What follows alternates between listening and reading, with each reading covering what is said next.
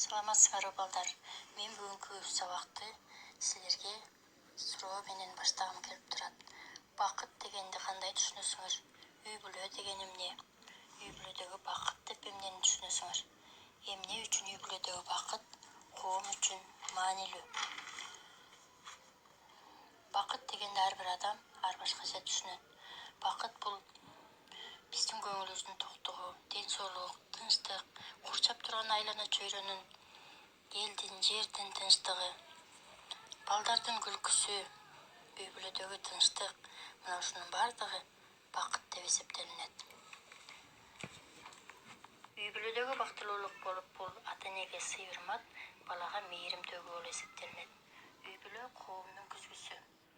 Бул жерде адам тарбияланып, калыптанып, эмгекке болгон мамиле бекемделип, улууларды урматтоо, кичүүлөрдү сыйлоо, идеалдык жана маданият байлыктарыбыздын барктоо сезимин уялай баштайт.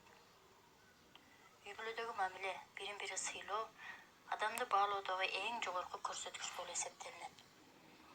Үй кирпичтен куралган сыяктуу эле үй бүлөдө мамлекет куралат.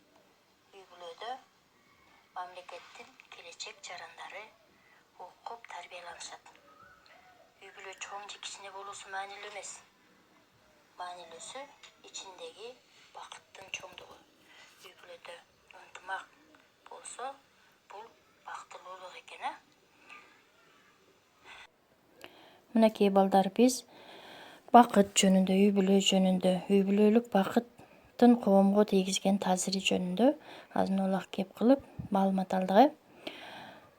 Мынакей үй бүлөдө демек бири-бирине болгон сый, урмат, жоопкерчилик болсо, ата-эне балага мээрим төксө, бала ата-энесин сүйсө, ал үй бүлө ынтымактуу экен. Демек ошондой үй бүлөлөрү бар коом да бактылуу экен. Анакей балдар, ушул ынтымак, ата-эне, үй бүлө жөнүндө макал-лакап ушкул сөздөрдү билебизби?